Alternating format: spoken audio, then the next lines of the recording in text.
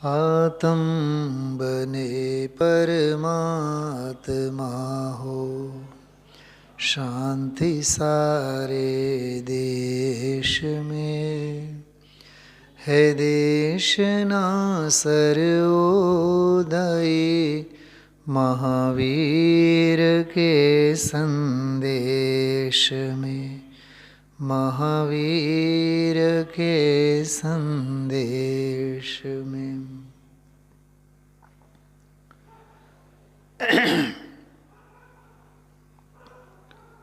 समभाव संबंधीनी 14 गाथाओं पूरी थई। 39 થી 52 સુધી અને 53 થી 66 સુધીની 14 ગાથાઓ પુણ્ય અને પાપ બંનેને સમાન માનનારા, એમની મોહ સંબંધીની મોટામાં મોટી ભૂલ, એને તત્વ સંબંધીની વાત કરીએ, તત્વની ભાષામાં કહીએ તો આશ્રવ તત્વ સંબંધીની ભૂલ. આશ્રવ અને બંધ બંને તત્વોના બબ્બે, જો કે આશ્રવ, બંધ, સંવર, નિર્જરા અને મોક્ષ, 5 તત્વોની 2 ધારાઓ, 2 પ્રકાર.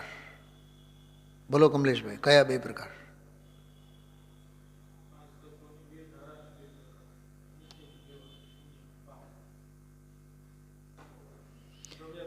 હા, દ્રવ્યાશ્રવ, ભાવાશ્રવ. દ્રવ્યબંધ, ભાવબંધ.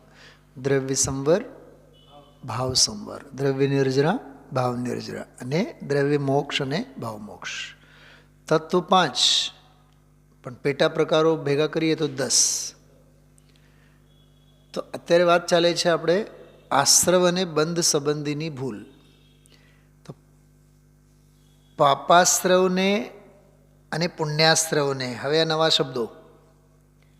દ્રવ્યાશ્રવ એ જુદી વસ્તુ, ભાવાશ્રવ એ જુદી વસ્તુ. પણ ભાવાશ્રવના વળી પાછા 2 પેટા છે ને. દ્રવ્યાશ્રવમાં તો 8 અને 48 છે. દ્રવ્યાશ્રવના પ્રકારોમાં તો જ્ઞાનાવરણ, દર્શનાવરણ, વેદ, નિય, મોહ, નિય, 8 પેટા પ્રકારો, 148 બધા ગણો ને. અને ઓમ સૂક્ષ્મતાથી ગણો તો અસંખ્યાત લોક પ્રમાણ. તો દ્રવ્યાશ્રવની વાત, દ્રવ્યબંધની વાત નહીં કરીએ. ભાવાશ્રવ અને ભાવબંધ કે છે કે ભાવાશ્રવમાં શું ભરેલું છે કે શું નથી ભરેલું. ઉપજે મોહ વિકલ્પથી સમસ્ત આ સંસાર. ભાવાશ્રવમાં આખો સંસાર આવ્યો. દરિયો છે. અરે હું આત્માની વાત સાંભળું, ક્યાંક અધ્યાત્મ એમ કહે છે એ સૂક્ષ્મ આશ્રવના ભાવ છે. ભગવાનની પૂજા કરું એ તો બહુ સ્થૂળ વાત છે. અરે હું મારા આત્માનું જ કરું એ વિકલ્પ પણ આશ્રવ અને બંધ ભાવ છે.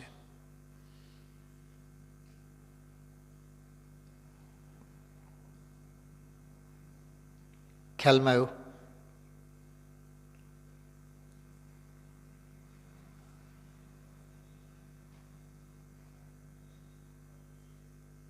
સ્વરૂપ સિદ્ધ વસ્તુને કોઈ પણ પ્રકારે સિદ્ધ કરવાની ચેષ્ટા, એ બધું વ્યવહાર છે.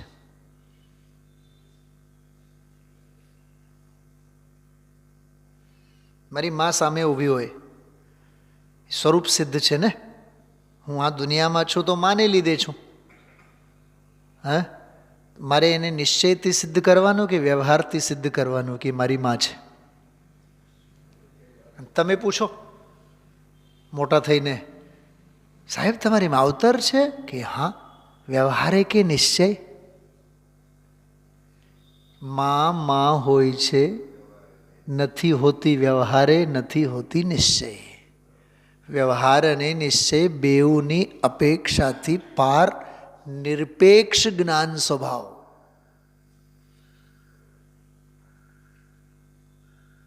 શબ્દો નથી મારી પાસે. આ જે ફાઇલ ખોલીએ છીએ એના માટે વચનો ઓછા મળે. અને આપણે સ્થૂળ ક્રિયાઓ કરીએ અને આપણે ધર્મ કર્યું. અરે જે મૂળ ધર્મ છે એ ધર્મને રુચિ રસ અને ચાવપૂર્વક સાંભળવાના ભાવે આશ્રવ અને બંધ ભાવ છે.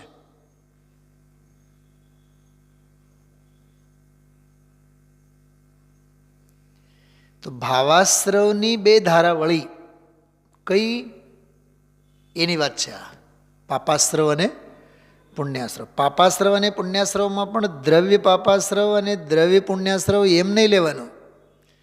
ભાવ પાપાશ્રવ અને ભાવ પુણ્યાશ્રવ. સીધી વાત વિભાવ ભાવો લેવા. મોહ રાગ દ્વેષ પ્રશસ્ત અને અપ્રશસ્ત ભાવો લેવા, દ્રવ્ય નહીં લેવા. દ્રવ્ય પાપ, કોકને મારવો એ દ્રવ્ય પાપ છે અને મારવાના ભાવી ભાવ પાપ છે. કોઈને ગાળ દેવી એ દ્રવ્ય પાપ છે અને ગાળ દેવાના ભાવ ભાવ પાપ છે. બીજાની વસ્તુ ઉપાડી લેવાની, અરે ઉપાડી બપાડી લેવાની વાત જવા દો. પારકો પ્રેમ ભાવ ચોરી છે. શું કીધું? બોલો એકવાર. પારકો પ્રેમ ભાવ ચોરી છે. સ્વથી તો ચૂક્યો છે ને, પરમાં તો સ્વામિત્વ તો નથી જ, પણ એમ કીધા કરે આ મારી બાયડી, ચોરી કરે છે.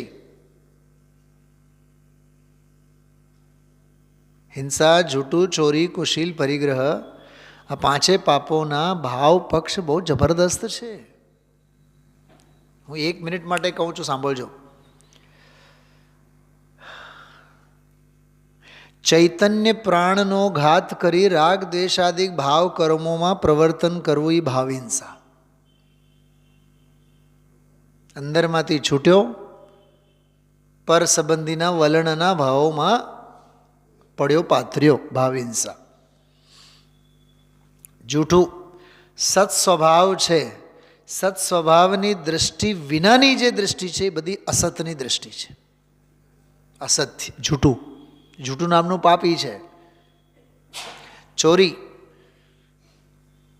પોતાના અનંત ગુણોનો ગોદામ, સ્વભાવનો સાગર, શાંતિનો સમંદર એવો જે ચૈતન્ય સ્વભાવ ભાવ સહજાનંદી શુદ્ધ સ્વરૂપી અવિનાશી હું આત્મ સ્વરૂપ, તેને મૂકીને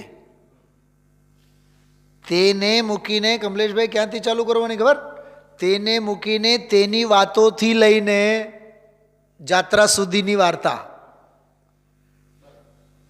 એનો અનુભવ, એ ચૈતન્ય સ્વભાવ જ્ઞાયક ભાવનો અનુભવ, અખંડ એક પ્રત્યક્ષ પ્રતિભાસમય કારણ પરમાત્મ સ્વરૂપ નિજ દ્રવ્ય ભગવાન આત્મા તે હું છું એવી અભેદ પરિણતિ, અભેદ અનુભવ, પર દ્રવ્યોથી ભિન્ન ઉપાસવામાં આવતો એવો જ્ઞાયક ભાવ, એવી ચરમ પરિણતિ પ્રગટ ન કરતા કાં તો એની વાર્તામાં, કાં તો દેવગુરુ ધર્મની વાર્તામાં, કાં તો 6 દ્રવ્ય 7 તત્વ 9 પદાર્થની વાર્તામાં, કાં તો કર્મ સિદ્ધાંતની રામાયણ મહાભારતમાં, કાં તો ક્રિયાકાંડોમાં, કાં તો પંચકલ્યાણકો અને વિધિ વિધાનો અને જન્મ જયંતીઓમાં બધું આવ્યું. એમાં શુભ અને અશુભ, પરલક્ષી પરાશ્રિત ક્રિયાકાંડ.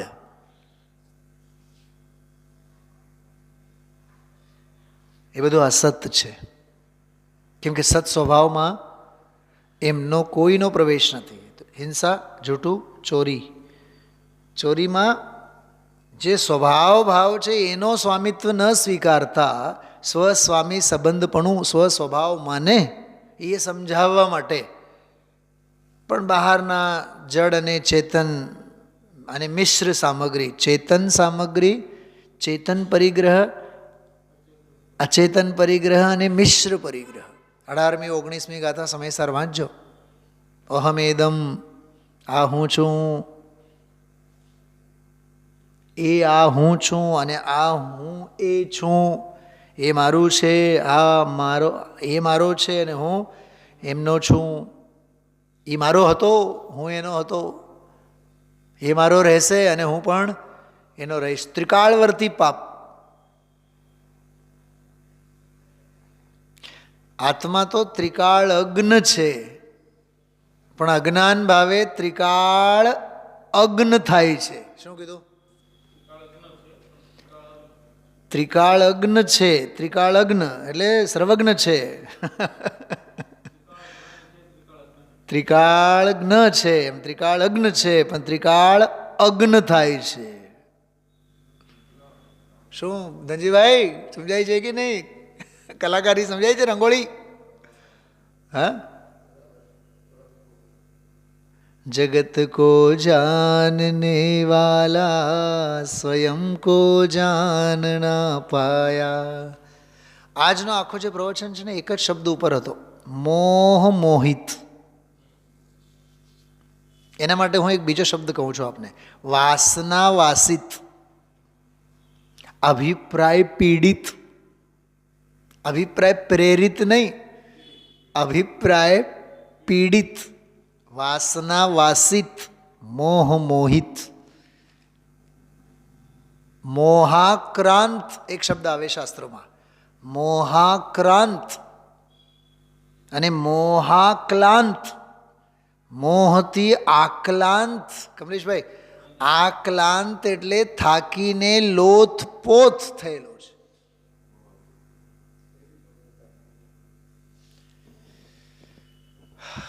છે ને? ગજબની વાત. હા,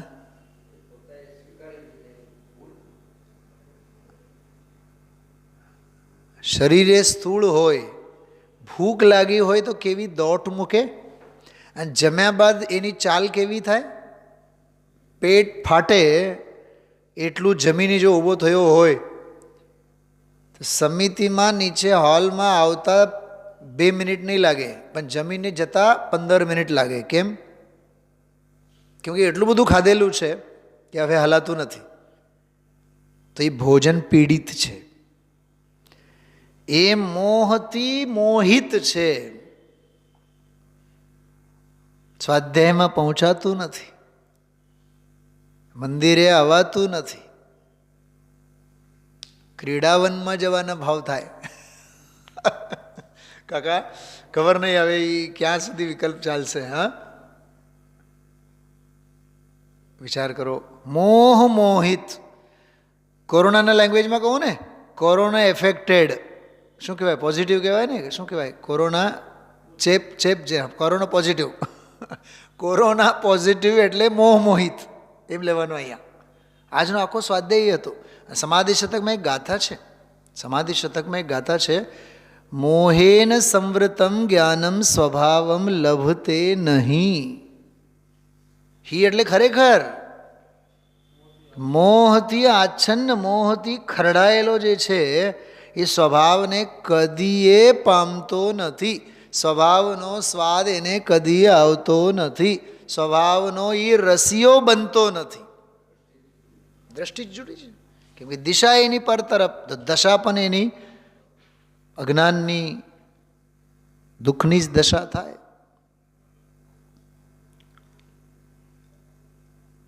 સ્વાત્માભિભુક હોવાનો અધ્યાત્મ છે. હા, વિભાવેથી થંભી. વાહ, કેવી સરસ પંક્તિ છે. આ ગાથાઓ માટે કેટલી પરફેક્ટ પંક્તિઓ છે.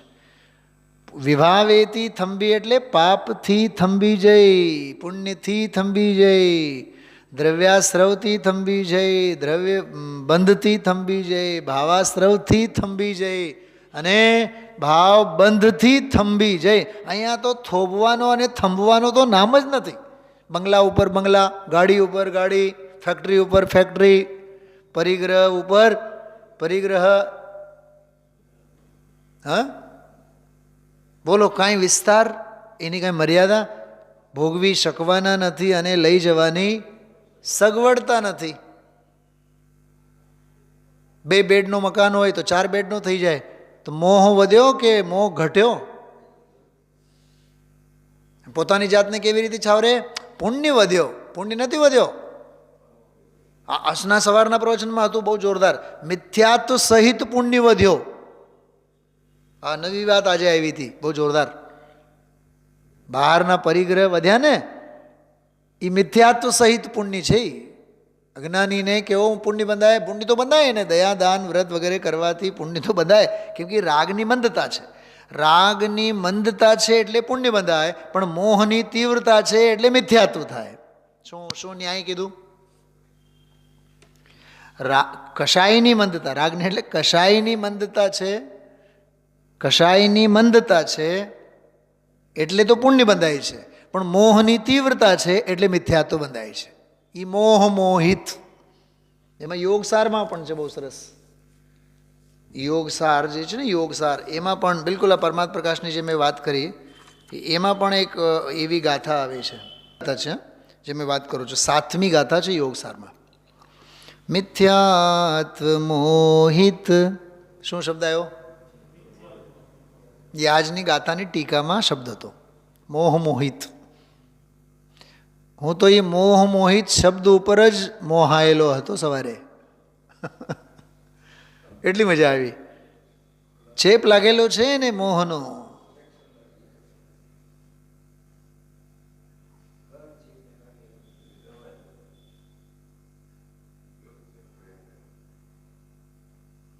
સોનગઢ જેવી સાધના ભૂમિમાં જઈને પણ સંસાર શરીર ભોગને જો સ્મરણ કરે છે, સમજી જ લેવાનું મોહ મોહિત છે.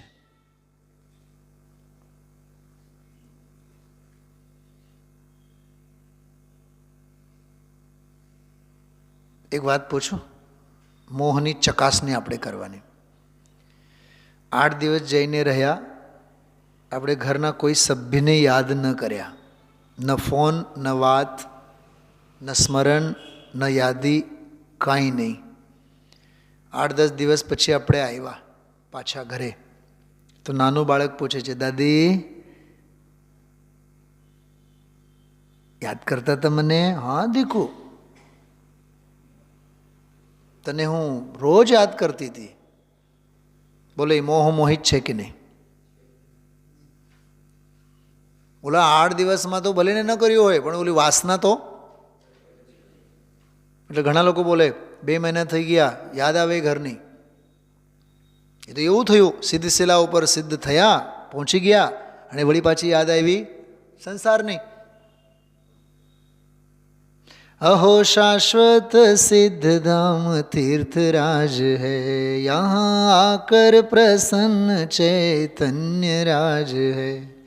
શુરુ કરે આજ યહાં આત્મ સાધના. હું આપણે એટલું જ કહેવા માગું છું, ક્ષેત્રાંતર આપણા થાય છે, ભાવાંતર થતા નથી. અને ભાવાંતરે થાય છે તો અશુભમાંથી વધી વધીને શુભ. શુભને પણ ટાળીને શુદ્ધ ભાવ થવાનો તો નામ જ નથી. કેમ? કેમ કે સમસ્યા મોહનો મોટામાં મોટો ચેપ. મોહ મોહિત, યાદ રાખજો, મોહ મોહિત.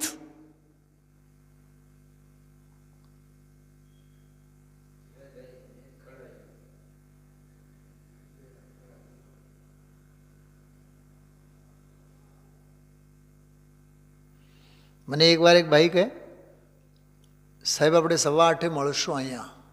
મેં કીધું હા. મેં કીધું કાંઈ વાંધો નહીં. મને કે જો મને મોડું થાય તો 10 મિનિટ તમે બહાર રાહ જોજો. મેં કીધું તમે એક કામ કરો, હું અંદરમાં વયો જઈશ ને તો મારી તમે 60 મિનિટ માટે રાહ જોજો. તમને સમજાણું કાંઈ? શું કીધું મેં? ન સમજાણું? અરે યાર કાકા, એક ભાઈ મને કહે કે 8:15 આપણે મળશું, બરાબર? પછી મને કહે કે જો હું વહેલો નહીં આવી શકું ને તો 10 મિનિટ રાહ જોજો, એટલે તમે 10 મિનિટ પ્રવચન મૂકજો એમ. મેં કીધું નહીં, હું વયો જઈશ, તમે 60 મિનિટ રાહ જોજો. અને મારા ભાવ એવા હતા કે તું મારી રાહ જોવાના, મને મળવાના, એના સંદર્ભમાં એને લીધે તું 50-60 મિનિટ વાણી તો તારી કાને પડશે. અને મને શોખ નથી તને મળવાનો, મને રસ જ નથી, કેમ કે મારું કામ તો તારી સાથે છે જ નહીં. મારે તો કોઈ કામ જ નથી. ઓલો પતંગ અને દોરી જેવો, પતંગને ક્યાં કામ છે દોરી સાથે? એ દોરી બંધાયેલી છે એની હારે, અને આભમાં પોતે પણ ઉડે છે. નિરપેક્ષ રહો, નિષ્પૃહ રહો, નિર્લેપ રહો, અબદ્ધ અને અસ્પષ્ટ રહો. કમલેશ કુમાર યાદ રાખજો, શ્રીમદજીના શબ્દોમાં અપ્રતિબંધપણું સેવો.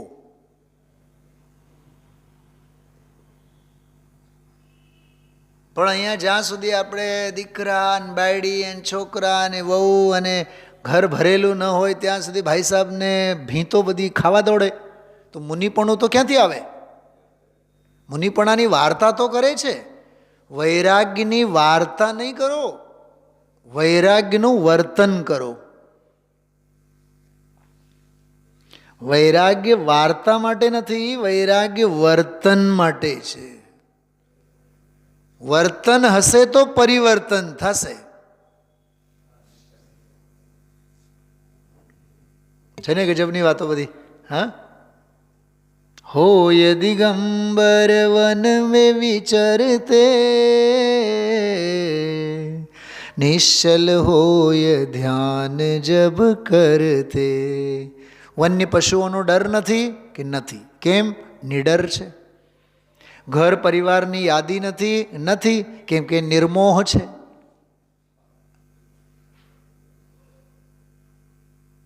રાગના સંબંધોથી નથી બંધાણા, ભયના સંયોગોથી પણ નથી બંધાણા.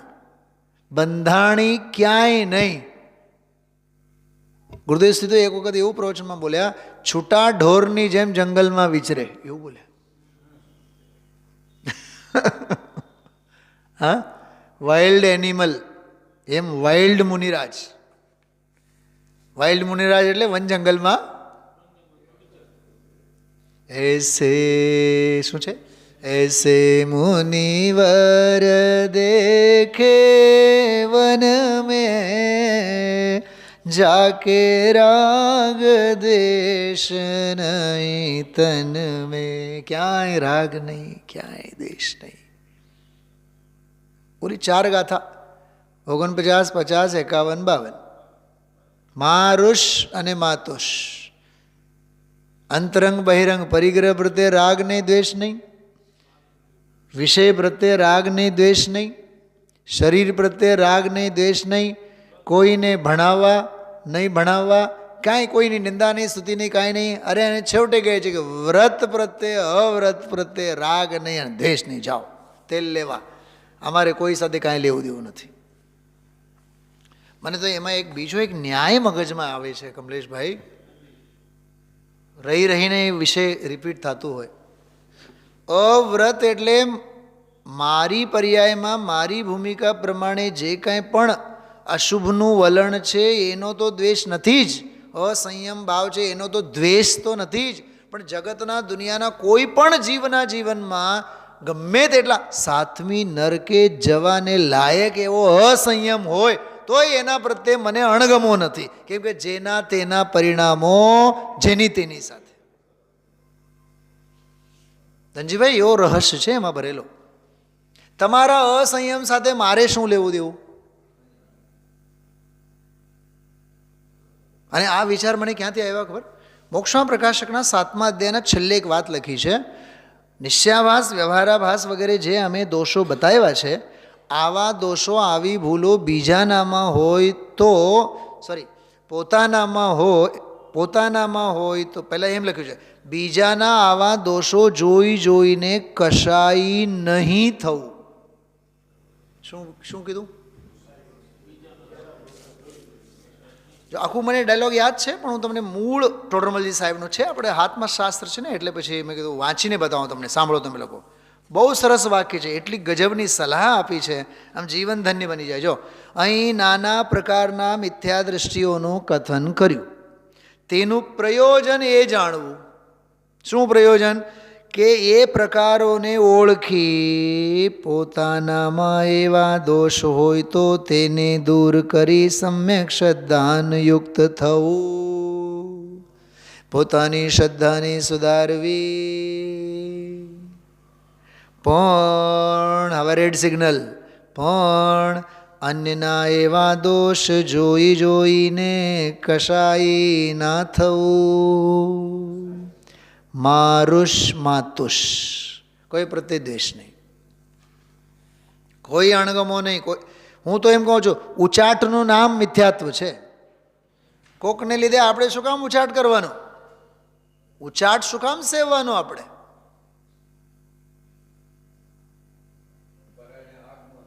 પરાણે આગમાં હાથ ઘાલવા જેવા ધંધા છે. હું સીધી એક વાત પૂછું આપને. મુનિરાજ આમ જતા હોય અને કોઈ તરફડતો હોય ને મરતો હોય, છેલ્લી ઘડી ગણતો હોય, મુનિરાજ એને શું કમંડળનું પાણી પાવશે એમને? અચ્છા, એના દુઃખને જોઈને મુનિરાજ દુઃખી થશે? નહીં થાય. અચ્છા, શત્રુ હોય અને એ તરફડતો હોય તો સુખી થાય? નહીં. જો સુખ અને દુઃખ, સાંસારિક સુખ દુઃખો અને રાગ દ્વેષથી મુનિ ભગવંતો કેવા પાર છે, એ નિરપેક્ષ છે, અપ્રતિબંધપણું. કમલેશભાઈ,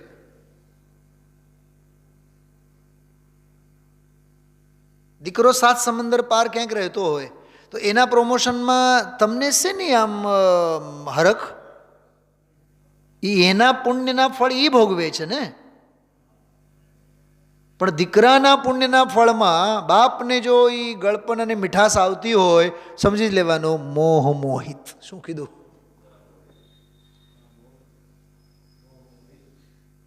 છે ને ગજબની વાતો. હા, મોહ મોહિતનો વિસ્તાર બહુ છે. ઉપજે મોહ વિકલ્પથી સમસ્ત આ સંસાર કીધું ને, એ મોહ મોહિતનો રિઝલ્ટ છે.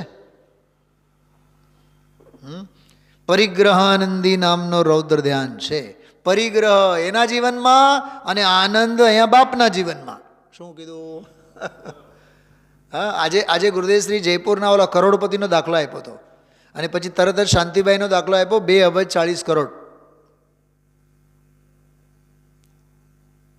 વિચાર તો કરો. આપણે બીજાની સામે એવા દેખાવડા કરીએ, જો મારી પાસે કાંઈ છે નહીં, જો ખિસ્સામાં 10 રૂપિયા નથી, સાવ પરિગ્રહ મૂકી દીધા છે. પણ દીકરાનો પરિગ્રહ વધે છે, એમાં હરક પદોડા થાવો છો ને. દીકરાના ધંધાના વખાણ તો કરો છો ને. દીકરો બહુ ડાયો, 50 માણસોને હાચવે છે, એ સાહેબ મોહ મોહિત છે કે નહીં? બોલો. આ સાંજે બરાબર ભૂલ્યા ચૂક્યા વિના હિસાબ કિતાબ લે, કેટલે ગ્રાહક આવ્યા, કેટલો ધંધો થયો, અને એ કહે કે બાપુજી આજે તો 50,000નો ધંધો થયો.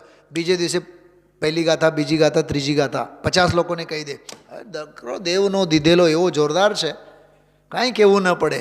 મને બતાવો, એ બાપ મોહ મોહિત છે કે નહીં? ગુરુદેવશ્રી એક દાખલો આપે છે, ખબર?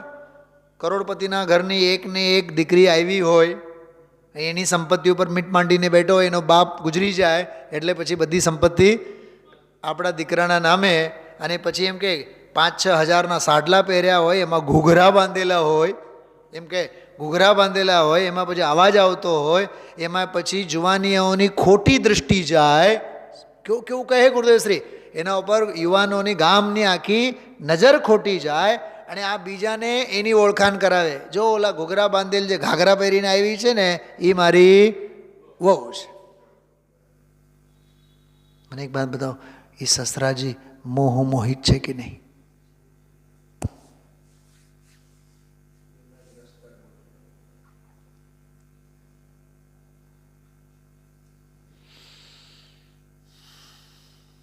શું કેવું? મારી પાસે શબ્દો બહુ ઓછા છે. મોહ મોહિત, એમાં આખો સંસાર છે. મોહગ્રસ્ત, ઓલા નથી થતા લકવાગ્રસ્ત. લકવાગ્રસ્ત, એમ મોહગ્રસ્ત, રાગત્રસ્ત, સંસારથી અભ્યસ્ત, એટલે જ ચારે ગતિઓમાં અસ્ત વ્યસ્ત સંત્રસ્ત મહાદુખી. જે નિર્મોહી છે એના જેવા કોઈ સુખી નથી, એના જેવા કોઈ સુખી નથી, અને મોહી જેવા કોઈ દુઃખી નથી. એટલે જો ટોડરમલ સાહેબ કહે છે કે ભાઈ અન્યના એવા દોષ જોઈ જોઈને કશાય નહીં થવું, કારણ કે પોતાનું ભલું બુરું તો પોતાના પરિણામોથી છે. જો અન્યને રુચિવાન દેખે તો કંઈક ઉપદેશ આપીને તેનું ભલું કરે, પોતાના પરિણામ સુધારવાનો ઉપાય કરવો યોગ્ય છે. સર્વ પ્રકારના મિથ્યાત્વ ભાવ છોડી સમ્યક દ્રષ્ટિ થવું યોગ્ય છે, કારણ કે સંસારનું મૂળ તો મિથ્યાત્વ છે. મિથ્યાત્વ સમાન અન્ય કોઈ પાપ નથી. આ ટોડરમલજી સાહેબનો 7મો અધ્યાય છેલ્લો ફકરો. આ છે આગમ, આ છે અધ્યાત્મ. હા, આમાં જો યોગસારની વાત કરતા હતા, મિથ્યાત્વ મોહિત જીવ જો આહા વહ સ્વપર કો નહીં જાનતા, મોહેન સંવૃતમ જ્ઞાનમ સ્વભાવમ લભતે નહીં. સ્વભાવને નથી પામતો સમાધિ શતકમાં. અહીંયા કહે છે સ્વપર કો નહીં જાનતા, સંસાર સાગર મેં ભ્રમે દ્રગમૂળ વહ બહિરાત્મા. દૃષ્ટિ આંધળી છે નહીં. મોહી મોક્ષે જાય નહીં, નિર્મોહી સંસારમાં રહે નહીં. શું કીધું? મોહી મોક્ષે જાય નહીં અને નિર્મોહી સંસારમાં રહે નહીં. જો આમાં એક ગાથા 64મી ગાથા બહુ જોરદાર છે. वे हैं धन्य वे भगवंत बुद्ध पर भाव को जो त्यागते. पर भावने जे त्यागे, विभावने जे त्यागे, पाप भावने त्यागे, पुण्य भावने त्यागे. કહે છે જો લોક और अलोक ज्ञायक आत्मा को जानते. બોલો, નિર્મોહતાનો આ માર્ગ છે. 53 નંબરનો એક ગાથા જો, ધંધે પડા સારા જગત નિજ આત્મા જાને નહીં, બસ ઇસલિએ હી જીવયા નિર્વાણ કો પાતા નહીં. મોહ મોહિત એવા હલવાણા છીએ ને ધંધામાં. હા જયેશભાઈ, એમાંય પછી બાપની 90 વર્ષની ઉંમર થઈ ગઈ હોય અને 4-6 નોકરો હોય, એમાંના 1-2 નોકર ના આવે ને તો ઘરધણી બોલો બોલો બોલો તો ખરા કંઈક. અરે ઓલો ઘરધણી 90 વર્ષવાળા ઈ નોકર થઈ જાય તે દિવસે. પ્રોક્સી તો ભરવાની ને. નહીં, દીકરો એકને કેવો કરે, એ બધાને કેવી રીતે હાચવે. આત્માને હાચવવાના દિવસો આવ્યા હોય તોય હજી ધંધા અને વ્યાપાર અને ગ્રાહકોને હાચવવાની હોશ છૂટતી નથી. આચાર્ય કહે છે આંખ બંધ કરીને સ્વીકાર કરજે, તું મોહ મોહિત છે.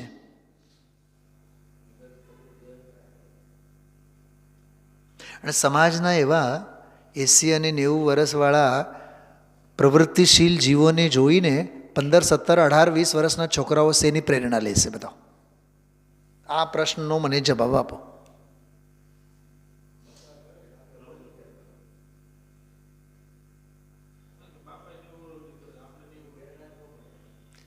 નેવું વર્ષના થયા તો હજી નિવૃત્તિ નથી લેતા, તો ઘરના જુવાનીઓનું તો એમ જ થાય ને. આપણે તો હજી તો બહુ લાંબી મજલ મારવાની છે. આપણે ક્યાં આની પ્રવૃત્તિની, આ સત્પ્રવૃત્તિની ક્યાં જરૂર છે?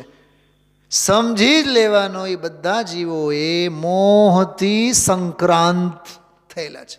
મોહાક્રાંત, મોહ મોહિત. એટલે ગુરુદેવશ્રી આજે જે ગાથા લીધી ને, 55-56મી ગાથા આજે લીધી, તો 55-56માં કમલેશભાઈ તમે હતા ને, તો એમાં તરત જ પહેલાં 60 નંબરની ગાથા યાદ કરી, બીજે જ પાને. અમારે પુણ્ય જોતું નથી. બોલો, ખબર એમાં તો એક સરસ વાક્ય બોલ્યા ગુરુદેવશ્રી. મને તો એ એટલો આનંદ આવ્યો એ સાંભળીને. એ એમ કહે છે એમાં કે મુનિ સ્વર્ગમાં જવાના છે, પણ પહેલેથી જ નિષેધ કરતા જાય છે કે અમને પુણ્ય અને પાપના ફળ ન હો, માં હોવું અમારે જોતું નથી. બોલો, તમે વિચાર કરો કે આમાં પુણ્યથી વૈભવ મળે, આ ધૂળ પૈસા બાયડી છોકરા કુટુંબ બધી અનુકૂળતા, એ પુણ્યને લઈને વૈભવ મળે, વૈભવને લઈને મદ થાય, મદ ચડે અંદરથી, અમે પૈસાવાળા. જો મદની વ્યાખ્યા, અમે પૈસાવાળા, અમારે પૈસા. આ ગરીબ માણસ સાધારણને રડતા આવડે નહીં, અને અમે તો વ્યવસ્થાપૂર્વક બરાબર પેદા કરીએ. વકીલ સાહેબ એમ બોલે છે, બરાબર અમે તો પેદા કરીએ, પુણ્યને કારણે એમ નહીં, અમે પેદા કરીએ. કમલેશભાઈ, પુણ્યને કારણે અમે પૈસાવાળા નથી, અમારા બાહુબળે અમે પૈસાવાળા છીએ. એવો જે મદ, અને એ મદ વડે મયેણ મય મોહો, પછી મતિ ભ્રષ્ટ થઈ જાય. પુણ્યના ફળમાં જુઓ તો અબજો રૂપિયા, કરોડોની પેદાઈશ હોય, વર્ષની અબજો રૂપિયા હોય છે ને અત્યારે. એમાં જો છેલ શંકર દુર્લભજી ઝવેરીનો 60 કરોડ એની પાસે, અને ઓલા 2 અબજ ને 40 કરોડ એમને યાદ કર્યા. અરે પુણ્યને લઈને વૈભવ મળે, વૈભવથી મદ ચડે, અને મદથી મતિભ્રષ્ટ થાય. મયી મોહેણ ય પાવમ તો પુણ્યમ અમ્મ માહુ, અમારે જોતું નથી. તો આચાર્ય મહારાજ કહે છે, આવા પાપ અને પુણ્ય અમને ન હો. મુનિ સ્વર્ગમાં જવાના છે આચાર્ય, પણ પહેલેથી જ નિષેધ કરતા જાય છે, અમને પુણ્ય અને પાપ ન હો, પાપના ફળ ન હો. ખરેખર તો એ ભાવના કેવી છે ખબર? એ ભાવના છે નિશ્ચય પ્રત્યાખ્યાનની. શું બોલ્યા? શું કીધું મેં? કયો શબ્દ બોલ્યો હમણાં? ભૂતકાળ સંબંધી દોષોનો ત્યાગ પ્રતિક્રમણ છે, વર્તમાન સંબંધીનો દોષ એ આલોચના છે, અને ભવિષ્ય સંબંધી દોષોનો ત્યાગ તો અમને પુણ્ય ન હજો, એ નિશ્ચય પ્રત્યાખ્યાનની ભાવના છે આચાર્યની. અને અહીંયા પુણ્યના કાંઈ ઠેકાણા ન મળે, અને સંયોગો માટે આપણે ભીખ માગીએ. એક એક સંયોગો માટે ભીખ માગીએ છીએ. કેવી કેવી ભિખારી વૃત્તિ છે, વિચાર તો કરો.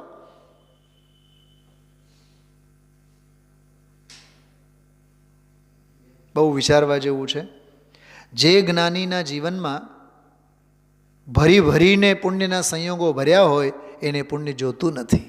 ખરા અર્થમાં તો જેને પુણ્ય નથી જોતું એ જ પુણ્યાત્મા હોય. ખરા પુણ્યાત્મા તો પુણ્યમાં હેય બુદ્ધિ વર્તતી હોય તે જ ખરા પુણ્યાત્મા છે. અને પુણ્યમાં જેને રસ છે એ ખરેખર પાપાત્મા છે, એ પાપી છે.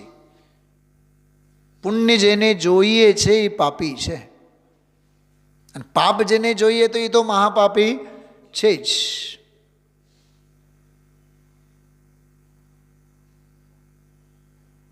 ખ્યાલમાં આવ્યું? હા, આવી અદ્ભુત ભેદ જ્ઞાનની, પુણ્ય અને પાપ સંબંધીની ભેદ જ્ઞાનની અપૂર્વ ગાથાઓ આ બધી ચાલે છે. ઓમ નમઃ સિદ્ધેભ્યઃ.